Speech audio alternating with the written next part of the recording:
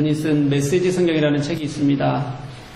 정통 성경은 아니에요. 그런데 번역이 굉장히 쉽게, 그리고 또 우리가 아주 읽기 쉽게 감동적으로 읽을 수 있습니다. 그래서 성경이 어려운 분들은 한 번씩 읽어보시면 좋겠다 이렇게 추천합니다.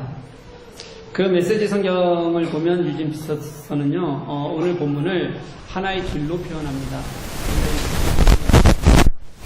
하셨고, 아브라함을 부르셨고 약속을 주셨고, 그리고 그 다음에 율법, 그리고 마지막으로 예수 그리스도에 이르기까지 하나님이 하신 일들을 하나의 그 역사를 길로 이렇게 보여주는 겁니다. 그 길 위에 보면 율법이 어떤 역할을 하는지, 그 율법이 끝난 그 다음에 그리스도가 어떤 역할을 하는지 그걸 위해서 잘 이해하고 설명을 볼 수가 있는 겁니다. 지난 강의 한 번만 잠깐만 떠올려 보십시다. 바울이 자꾸 율법에 대해서 뭐라고 하니까 유대인들이 그렇게 질문했다고요. 그럼 율법은 아무런 쓸모가 없는 거면 왜 도대체 우리에게 율법 주셨습니까? 라는 그런 유대인들의 질문에 사도 바울이 대답하는 것을 보았습니다. 바울이 대답하는 첫 번째 율법의 역할, 그게 뭐였어요, 여러분? 우리의 죄를 깨닫게 하는 것. 우리가 율법을 지킬 수 없기 때문에 우리가 그것을 보면 우리가 안 되는구나 라고 우리의 죄인됨을 보게 하는 것. 그래서 그것을 이루실 분은 누구밖에 없으시다? 예수 그리스도밖에 없으시다라는 것을, 그 약속의 성취가 얼마나 크고 놀라운 은혜인지를 알게 하는 그런 역할을 누가 한다고요? 율법이 한다고 그렇게 설명했어요. 오늘은 그 외에 또 다른 율법의 역할에 대해서 사도 바울은 다시 한번 또 설명을 합니다. 오늘은 어디에 속해 있는가? 이거예요. 너희들은 율법 아래에 있느냐? 지금 그리스도 예수 안에 있는가? 이 두 개의 대비를 통해서 우리들에게 오늘은 율법의 역할을 설명을 하고 있습니다. 그럼 우리는 율법 아래에서 여러분 어땠을까요? 오늘 본문은 단순하게 이렇게 표현해요. 우리는 율법 아래서 매인바 되고 갇혀 있었다 이렇게 표현합니다. 이 매이다라는 뜻은요, 어떤 것 뜻이냐면 군대의 호위를 받으면서 그 안에 있는 거예요. 근데 호위를 받는다는 게 이게 무슨 지키기 위한 의도, 보호하기 위한 의도보다는 도망가지 못하게 하는 의도에 훨씬 더 가까운 단어입니다. 요거와 동일한 단어를 어디서 쓰냐면 사도행전 10장에 한 번 더 나와요. 어느 얘기냐면 예수님을 이제 사도 바울이 만났어요. 그러나서 이제 다메섹으로 들어갔어요. 거기서 3일 있다가 이제 아나니아의 그런 선지자의 부름을 받고, 그리고 나서 이제 예수의 복음을 전하기 시작합니다. 유대인 싫었어요. 그래서 유대인들이 바울을 잡으려고 바울이 다메섹 성을 빠져나가지 못하게 하려고 성문을 지켰다, 이런 장면이 나와요. 여기에서 성문을 지키다 할 때 지키다라는 단어가 오늘 우리가 보는 이 단어 메이다라는 것과 같은 단어입니다. 같은 단어를 써요. 무슨 의미인지 알겠죠? 갇히다라는 단어도 한번 볼게요. 이 갇히다라는 단어도 외워싸다, 애워싸다 이런 뜻을 가지고 있어요. 이 단어는 신약에 딱 두 번 나오는데 오늘 본문에 한 번 나오고 또 한 번은 우리가 예수님께서 누가복음에서 고기를 잡게 하시는 장면에서 나와요. 누가복음 5장에 예수님께서 그물을 던지라는 곳에 던졌더니 그들이 뭘 잡았어요? 고기를 많이 잡게 되었어요. 그때 고기를 잡혔다라는 단어, 이 잡다라는 단어가 오늘 우리가 보고 있는 이 단어 뭐예요? 갇히다라는 단어와 동일한 단어입니다. 딱 두 번밖에 안 나와요. 그물에 갇혀있는 상태. 다시 말하면 율법 안에서 매였다, 율법 안에서 아래에서 갇혔다라는 것은 내 의지와는 관계없이 외부적인 요인에 의해서 내가 어떻게 돼요? 속박되어 있다, 구속되어 있다, 이런 상태를 설명하는 게 오늘 단어, 율법 아래에 있는 것이 단어예요. 율법 아래에 있을 때는 우리 모두가 율법의 포로였다는 겁니다. 누구도 그 율법의 포로에서 벗어나지를 못한다는 의미예요. 그런데 이것을 이 유진 피터슨은 포로가 되었다는 것을 똑같은 내용인데도 불구하고 이렇게 표현해요. 하나님의 보호 아래에 있었다. 왜 이렇게 표현할 수 있는지 한번 보십시오. 이렇게 이해하는 겁니다. 하나님께서는 율법을 하나님께서 그냥 던져주신 게 아니라는 거예요. 우리를 보호해 주시는 방법을 주셨는데 우리는 율법을 지키지 못해서, 그래서 내가 뭔 줄 알아요? 죄인인 줄 알아요. 우리는 율법을 통해서는 생명을 스스로 창조할 수 없다는 것을 우리가 어떻게 해요? 깨닫게 돼요. 그래서 우리는 그 율법 때문에 누가 계시지 않으면 안 된다? 하나님이 계시지 않으면 안 되는구나 라는 것을, 그 약속을 기다리게 하는 역할을 했다. 그래서 이것을 보호 아래에 있는 것으로 설명합니다. 이 역할을 가장 잘 설명하는 게 오늘 본문에 나오는 초등교사라는 단어예요. 파이다고고스라는 단어를 쓰는데요. 이것은 가정교사 이렇게 번역해도 됩니다.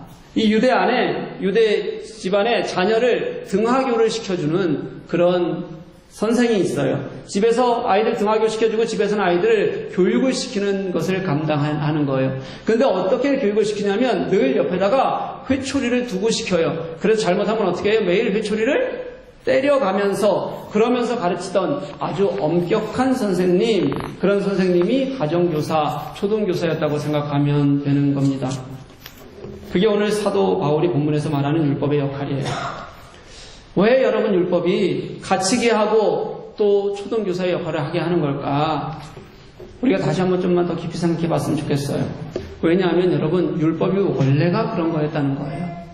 왠지 한번 볼게요. 하나님께서 여러분 율법 주실 때 하나님께서는 그 율법을 당신의 성품에 따라서 하나님과 교제하는 법을 알려주신 거예요. 하나님께서는 그것을 당신의 성품에 따라서 어떻게 서로가 인간답게 도우며 살 것인지를 알려주신 게 그게 율법입니다. 하나님은 율법을 그런 의미로 우리들에게 주셨어요. 율법 정신을 그래서 크게 두 가지로 나누자면 하나는 하나님을 사랑해라. 그리고 또 하나는 뭐예요?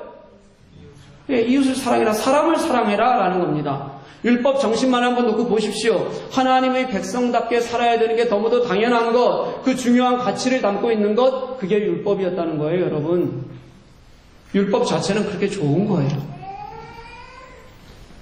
그런데 우리가 이 율법 앞에 딱 섰어요.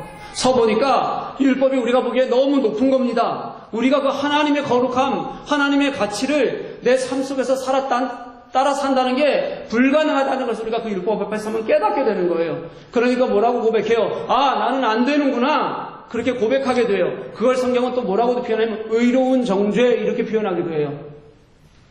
우리는 율법의 정죄 앞에 그렇게 놓이게 된다는 겁니다.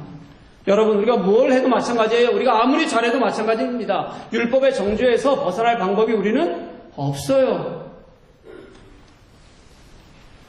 그래서 우리는 매인 거고, 그래서 우리는 지금 어떤 상태예요? 갇혀있는 상태인 거예요.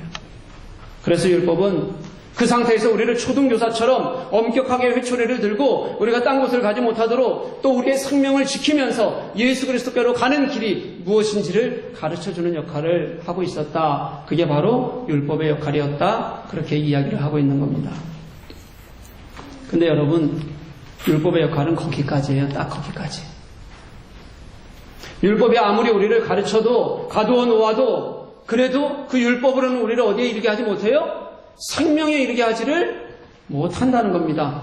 그 율법에는 끝이 있다는 거예요. 분명한 끝이 있어요. 오늘 본문은 그 분명한 끝이 율법의 역할이 어디까지인지를 우리들에게 분명히 여러 번에 가르쳐줘요. 23절 말씀을 보면 믿음이 오기 전까지, 믿음의 때까지 그렇게 말하고요. 24절 말씀을 보면 믿음으로 의롭다함을 얻을 때까지가 율법의 역할이에요. 25절도 마찬가지입니다. 믿음이 올 때까지를 얘기하는 거예요. 같은 말을 23절, 24절, 25절 계속 되풀이하죠. 그래서 강조하고 또 강조합니다. 우리가 믿음으로 의롭다함을 얻는다. 그때 율법의 역할은 어떻게 돼요? 끝이 나는 거다. 더 이상 율법의 역할은 없다는 겁니다. 예수 그리스도를 믿는 믿음의 때가 오면 그것 때문에 율법은 사라지고 우리들에게는 뭐만 남냐면 은혜만 남는 거예요. 그죠? 예수께서 우리들에게 하신 일. 그것만 우리들이 앞에 남게 되는 겁니다. 사랑하는 교회 여러분, 복음은요, 그 종착점이 앞에 어떤 것이 있을지라도 그것은 복음을 어떻게 만들지 못해요. 그냥 이것은 무엇이냐면요, 우리가 예수 그리스도로 믿음으로만 의롭다 하는 것을 가르쳐주고 돕는 것, 고백하는 것일 뿐이라는 거예요. 여러분, 우리 속에 그런 오직 믿음이 우리를 구원케 하신다는 온전한 고백이 있기를 간절히 소망합니다. 여러분, 다른 거 없어요. 다른 게 아무리 좋게 보여도요, 그게 무슨 크게 보여도요, 깨닫게 하고 도울 수는 있어도 그 다음 역할을 하지 못한다는 거예요. 그리스도의 십자가의 복음 외에는 우리들에게 다른 복음은 그래서 없습니다. 오직 그리스도만이 우리를 율법에 매이고요, 갇힌 것에서 그리고 율법의 회초리에서 우리를 해방시킬 수가 있습니다. 이걸 26절에서는 이렇게 말해요. 너희가 믿음으로 말미암아 그리스도 예수 안에서 하나님의 아들이 되었으니. 우리말 성경에는 없는데 원문에는 여기 왜냐하면이라는 단어가 하나가 더 들어가 있습니다. 접속사 가른데요. 이런 거죠. 그러니까 믿음이 올 때까지만 율법 아래에 있다. 우리는 왜냐하면 우리가 다 믿음으로 말미암아 예수 그리스도 안에서 하나님이 아들이 되었기 때문이다. 이렇게 얘기하는 거예요. 그리스도 안에서 이제 율법 아래가 아니라요. 그리스도 안에 있는 사람은 존재가 바뀌었다는 겁니다. 율법 아래 있을 때는 매이고 갇히고 초등교사의 지도 아래 있었는데, 그런데 이제 우리가 예수 그리스도 안에 있으니까 뭐가 되었다고요, 여러분? 하나님의 아들이 되었다. 그래서 더 이상 율법의 영향력은 없다는 겁니다. 절대로 우리가 하나님의 아들이 되었는데 그 다음 율법이 우리들에게 무엇인가 할 수 있는 것이 하나도 없어서, 그래서 율법의 시대는 끝났다, 이렇게 얘기하는 거예요. 다시 한번 길을 한번 상상해 보십시다, 여러분.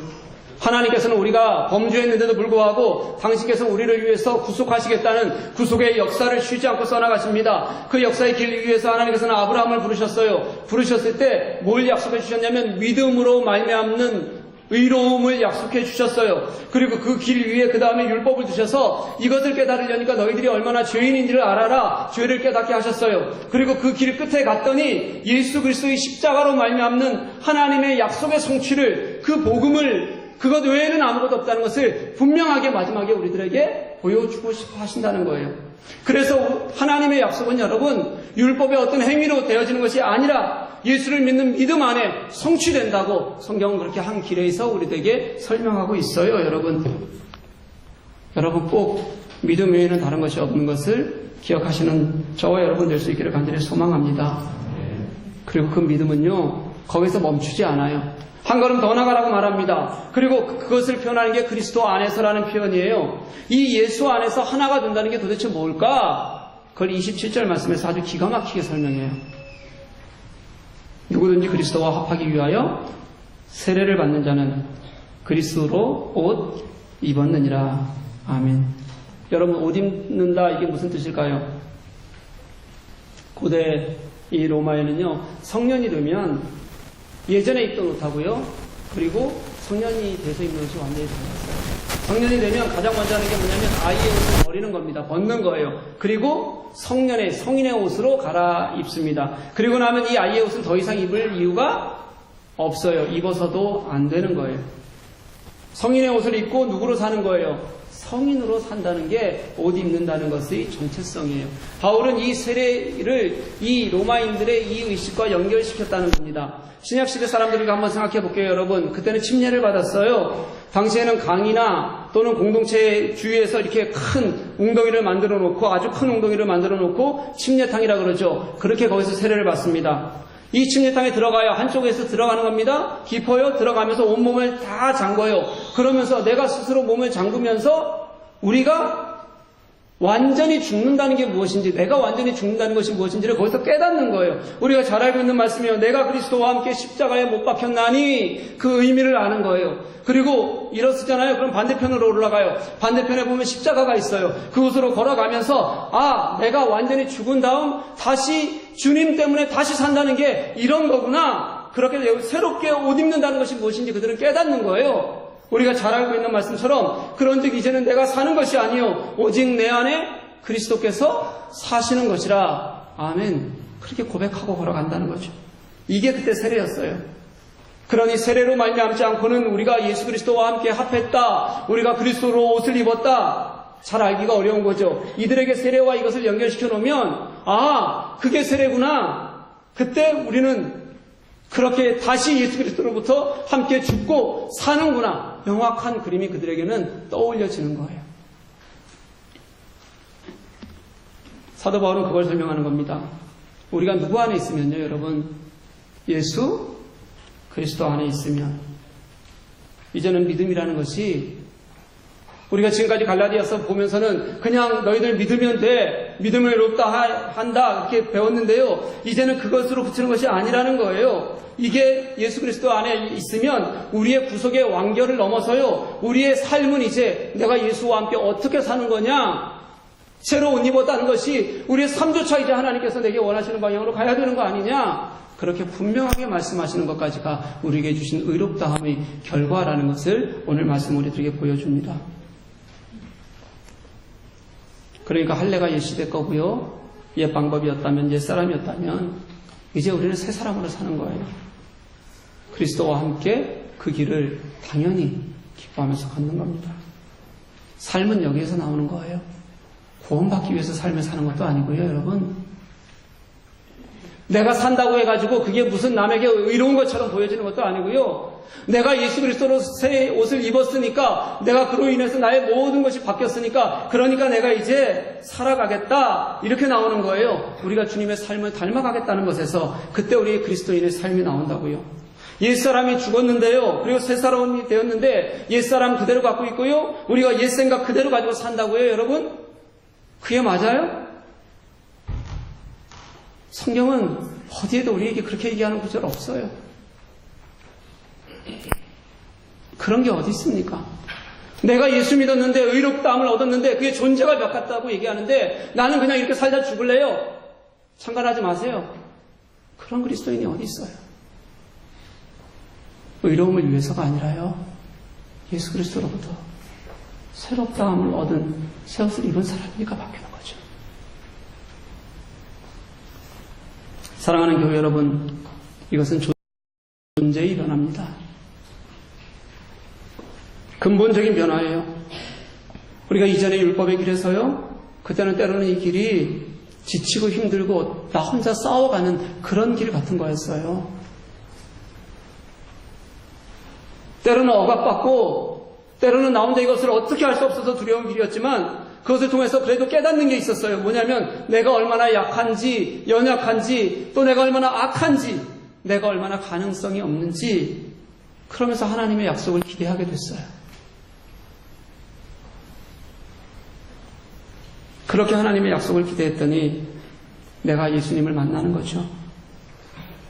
그리고 그 예수님을 만난 곳에서 나를 예수 그리스도가 사로잡게 하는 겁니다. 그리고 나는 어떻게 변했는지, 우리가 어떻게 결단할지 한번 그리스도 앞에서 한번 보자. 이게 바로 세례예요, 여러분. 완전한 삶의 변화로서 너 한번 이제는 주님 앞에서, 그리고 우리 공동체 앞에서 한번 결단해보자. 우리는 세례를 통해서요, 그래서 내가 예수 그리스도와 함께 죽고 그리고 이제는 우리가 예수 그리스도로부터 새 옷을 입었다, 그 삶을 살아간다, 그렇게 고백한다고요.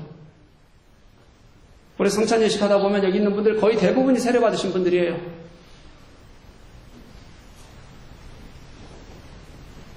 어떻게 사십니까? 어떻게 여러분들의 존재를 이해하고 살아요?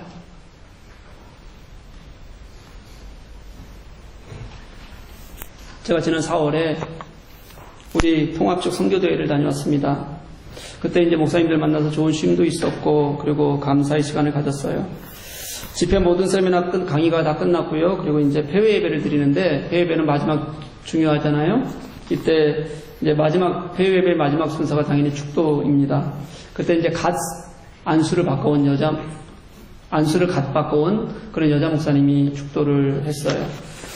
원래 이거는 되게 좀 강사분들이 하든가 아니면 연수가 높으신 분들이 그 마지막을 피날레를 장식하는 게 정상적인데, 이제 막 안수를 받은 여자 목사에게 유럽의 선배 목사들 앞에서 축도를 하라는 게 저는 너무 신선하고 좋았습니다. 축도를 너무 잘해요. 그리고 이 목사님이 워낙 사역도 잘하는 그런 사람입니다.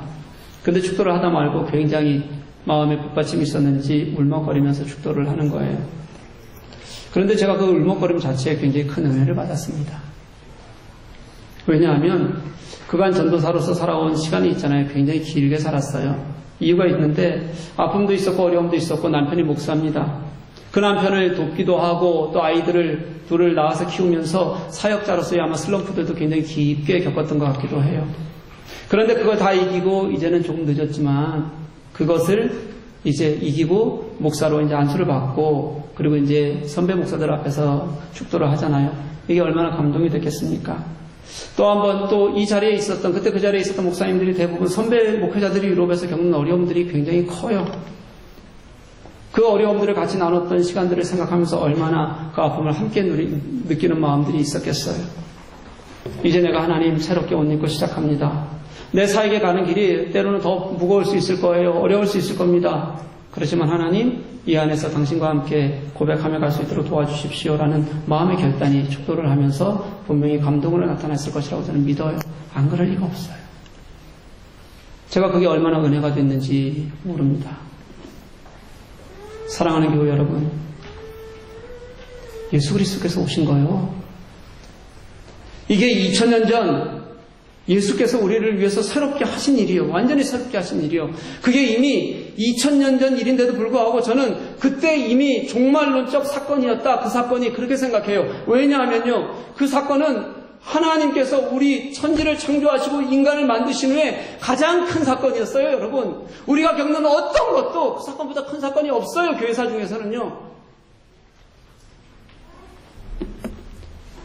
가장 큰 교회사의 전환이라고요. 왜 안 그렇겠어요? 하나님이 이 땅에 오셔서 죽으셨다. 그분이 우리의 구주가 되셨다.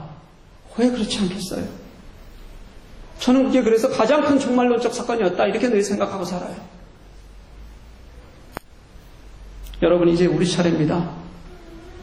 사랑하는 교회 여러분, 우리 진짜 예수 그리스도를 믿는 저와 여러분 될 수 있기를 간절히 소망합니다. 그럼 믿는다는 거 가볍게 여기지 마십시오.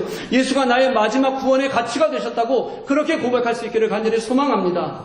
그리고 그게 그냥 고백이 아니라요. 우리의 몸이 예수 그리스도로 옷 입은 거다. 다시 말하면 이제 나는 내 안에 계신 예수 그리스도 때문에 그로 말미암아 나는 완전히 새로운 삶을 당신과 산다고 나는 그렇게 고백하고 지금 이 자리에 있는 거다. 그런 고백이 우리들에게 있어야 돼요. 우리가 더 이상 율법 아래 있지 않다고요. 더 이상 어리하는 아이의 옷을 입고 있는 사람들이 아니라고요. 이미 우리는 예수 그리스도 안에서 그분을 옷 입고 그분과 함께 살아가고 있고 그분의 삶을 살 가치가 있는 사람으로 우리를 불러주셨다. 여러분들 잊지 않고 고백할 수 있었으면 좋겠어요. 제가 목회를 하면서 신학 처음 시작할 때 정말 뭘 모를 때 이 저하고 지금 저의 모습을 시간이 굉장히 많이 흘렀어요. 가끔 생각해 봅니다. 완전히 달라요. 물론 우리 식구들은 변한 게 하나도 없다는데, 근데 원래 그 사람들은 귀 막고 눈 막고 사는 사람들이 잘 몰라요. 제 얘기 들으시면 돼요. 예전에는 제가 매여 있었던 것 같습니다. 그때는 뭐든 내가 한다고 생각했어요.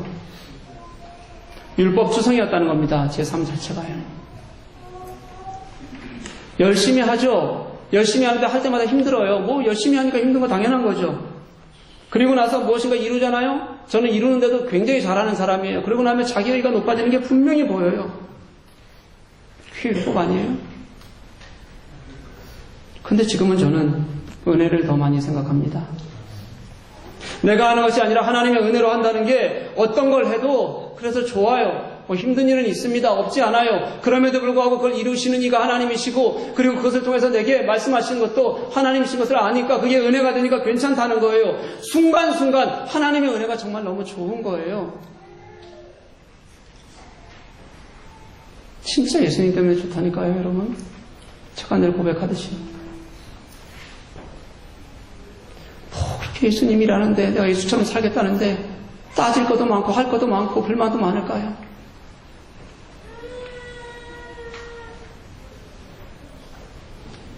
여러분, 그 은혜보다 뭐가 더 중요합니까? 왜 다른 것 때문에 예수 그리스도께서 내게 하신 그 놀라운 세계적인 역사를 하나님의 구원의 가장 큰 전환점을 그 은혜를 우리가 빼앗기고 살아갑니까? 왜 우리가 나의 뭐 때문에 그렇게 누려야 될 것들을 그 깊은 은혜를 값싸게 만들고 살아가냐고요, 우리가.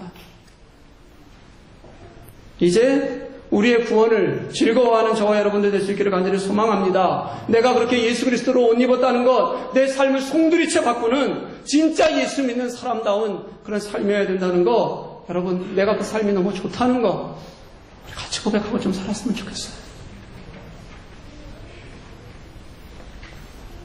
사랑하는 교회 여러분, 우리 그렇게 같이 고백하고 사십시다. 그렇게 우리 주님의 옷 입고 나아가는 일이 즐거워지십시다. 내가 지금 사는 것은 이제는 나를 사랑하사 자기 아들을 버리신 하나님의 아들을 믿는 믿음 안에 사는 것이라 내가 예수님 때문에 그 믿음이 나를 사로잡아서 이제는 예수님 생각하면 마음이 좋아지고요. 그리고 또 예수님 생각하면 때로는 통곡하는 회개가 내 속에 있고요. 또 예수님 때문에 한바탕 웃을 수도 있고요. 그리고 예수님이 시키는 일이면 내가 땀이 뻘뻘 나는데도 그거 가는 게 너무 좋고요. 그렇게 우리 삶이 즐거울 수 있는 그런 삶을 우리가 사는 게 그게 그리스도로 옷 입고 사는 거예요. 내가 예수 때문에 오늘 사는 맛이 있습니다. 그렇게 여러분 같이 고백할 수 있었으면 좋겠어요. 특별히 오늘 세례 입교, 유아 세례 받는 모든 교우들이요, 우리가 오늘 그리스도와 함께 죽는다고, 그리고 또다시 예수 그리스도의 옷을 입고 산다고, 우리 세례 입교, 또 유아 세례 받는 부모들 함께 고백할 수 있기를 간절히 소망합니다. 그게 예수 믿는 거예요. 저는 진짜 얼마나 좋은지 모르겠어요. 예수 믿는 게. 기도하겠습니다. 하나님 고맙습니다. 오늘도 이렇게 들어주셔서 우리가 오늘 갈라디아서 말씀 통해서 우리가 예수 안에 있는 것의 기쁨, 예수로 옷 입고 사는 것의 삶의 기쁨과 능력 하나님 깨닫게 하시니 감사합니다. 우리의 모습이 아직도 율법 아래 있어서 자꾸 그 율법에 매여 있어서 그래서 우리가 지치고 어렵고 힘들고 은혜마저도 잊어버리는 그런 삶을 살지 않도록 도와주옵소서. 주님이 너무 좋고 주님 앞에서 통곡할 줄 알고 주님 때문에 내가 한바탕 웃을 수도 있고 그렇게 주님과 살아가는 것이 날마다 기쁜 우리들이 될 수 있도록 허락하여 주옵소서. 감사하며 예수님 이름으로 기도합니다. 아멘.